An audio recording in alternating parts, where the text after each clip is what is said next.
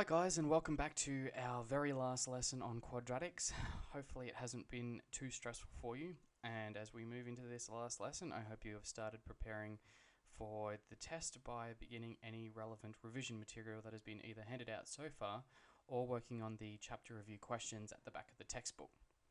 Today's lesson is going to be focused around some harder questions in this particular chapter, because quadratic equations don't necessarily have to be written out plainly for you in the form of ax squared plus bx plus c, similar to what we've seen so far in class. Sometimes, instead, they may in fact be written in other formats that look like cubic equations or maybe even quadratics.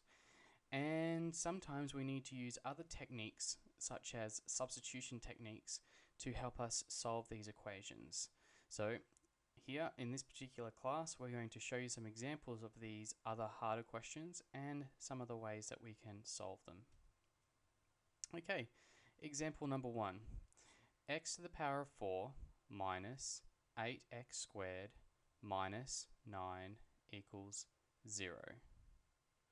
Now what we're going to do here is substitute in another value for our x's. And what I mean by that is, instead of writing x to the power of 4, we are going to let the value of y equal x squared. Now by doing that, we are going to remove a factor of x squared from our equation.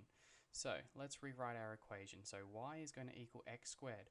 Well, in our very first term, we have y to the power of 4, which would be, if we were going to let y equal x squared, this would be written as y to the power of 2, because y to the power of 2 would be x squared squared, giving us x to the power of 4.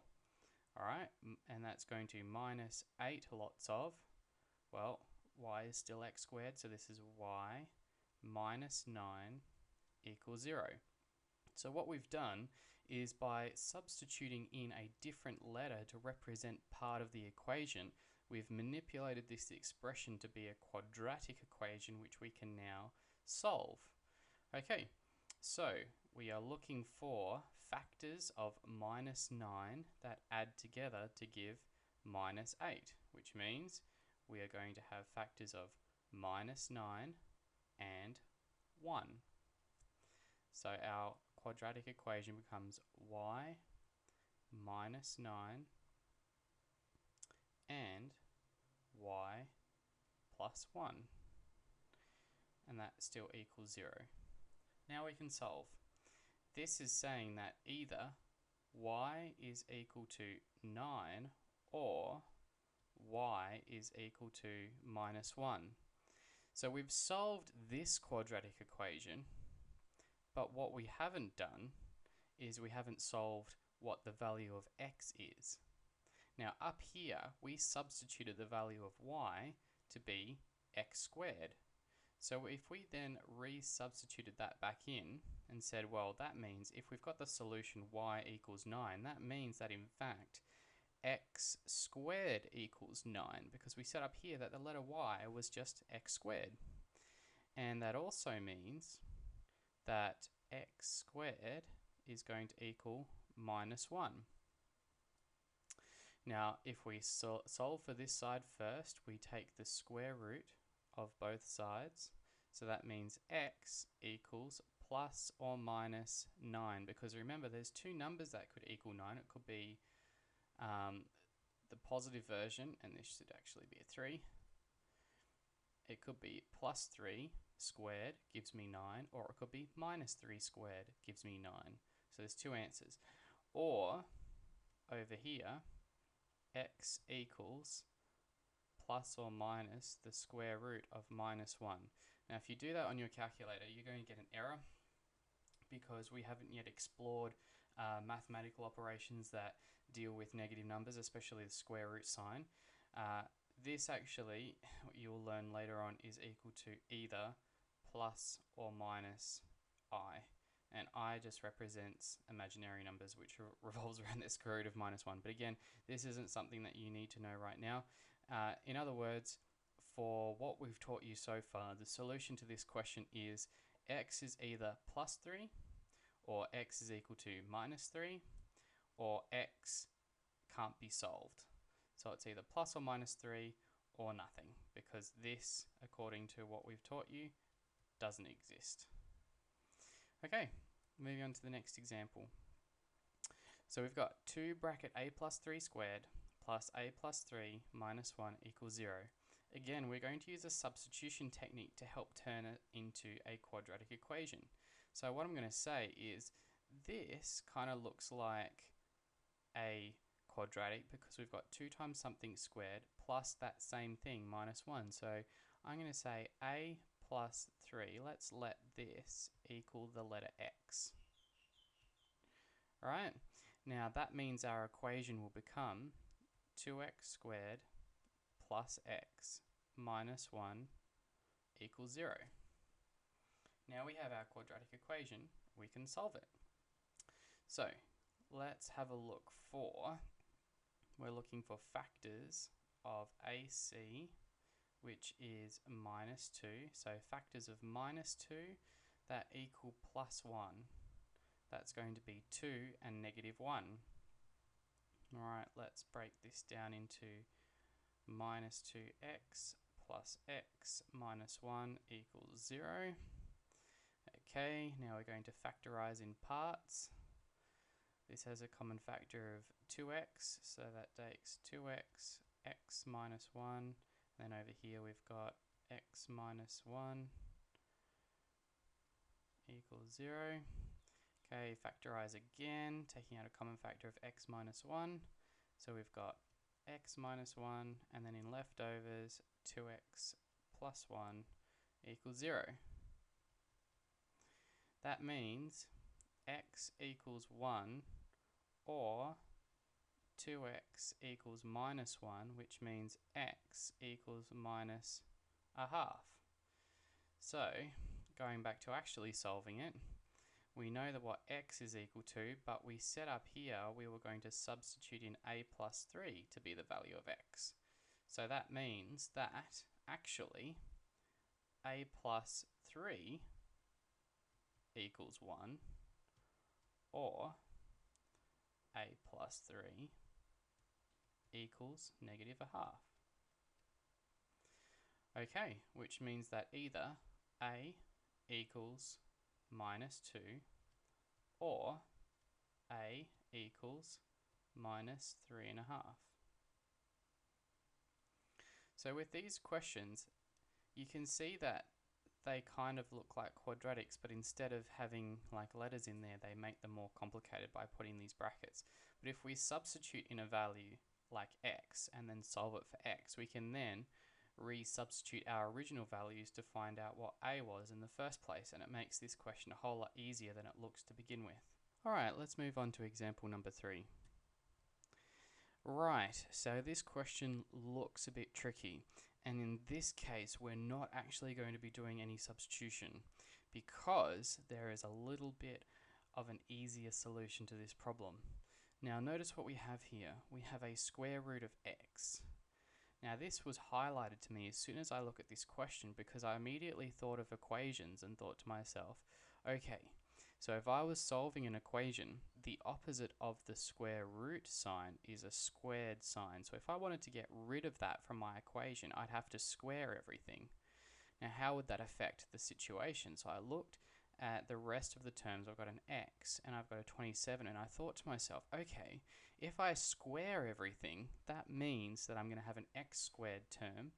This square root sign is going to disappear and leave me with an x term, and then this number will just get bigger, which is great because that means by squaring everything I will have turned it into a quadratic, because I'll have my x squared term, my x term, and then just a number. So let's solve it. The first thing that I'm going to do is separate the other two terms from my square root term. So that means I'm going to have minus 12 root x, and that's going to equal minus x minus 27. Now the reason I've separated them is I'm going to square both sides, and that's going to help me remove the square root sign. Okay, so here we go. We're going to square both sides. So everything inside these brackets is going to be squared, and everything inside these brackets is going to be squared. Okay, so this is going to give me 144x. So 12 minus 12 squared is 144, and then the squared just removes this square root sign to give me x, and this equals, this is going to be tricky, I'll do some working out over here, minus x minus 27 squared doesn't mean you just square the two things inside the brackets. It actually means minus x take 27, and then minus x take 27, and you multiply those two brackets together. It's multiplying the same thing twice, so the same bracket multiplied by the same bracket. So this expanded is going to come to be x squared, and then we're going to have plus 27x plus 27x, so plus 54x, and then minus 27 times minus 27 comes out to be 729. Okay, so over on this side, I'm going to have x squared plus 54x plus 729. And now we're going to move everything back over to the same side. So I'm going to subtract 144x from here, and that's going to leave me with x squared, and then we're going to have 54 take 144x, which is minus 90.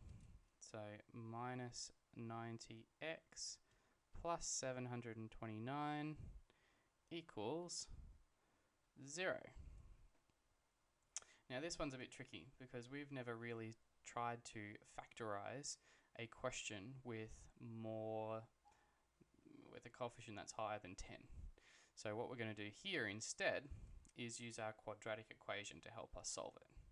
So our quadratic equation, remember, was x is equal to minus b plus or minus the square root of b squared minus 4ac over 2a. Now that is minus b, or minus minus 90, is plus 90 plus or minus the square root of 90 squared minus 4 times 1 times 729 over 2 times 1. Okay, so using our calculators, we do 90 plus the square root of 90 squared minus 4 times 1 times 729, and then divide that by 2, and that gives us an answer of x equals 81, and the other one we're going to do 90 minus the square root of 90 squared, take 4 times 1 times 729, and then divide that by 2, and that gives us the answer of 9. So x equals 9, and there's our two answers. Now you could have factorized it if you wanted to, spent a bit of time trying to find factors of 729, but with coefficients and constant terms that are that large, it's just easier to use the quadratic formula. And there's our two answers. Now I've left out the last two, example 4 and 5, for you to try and do by yourself. There's a couple of tricky things in there. A hint 4, I think it's either number 4 or 5, the one with the a and fraction. Maybe you should try and multiply all your terms by a and see what you get. Anyway, have good fun, and I'll see you in class tomorrow.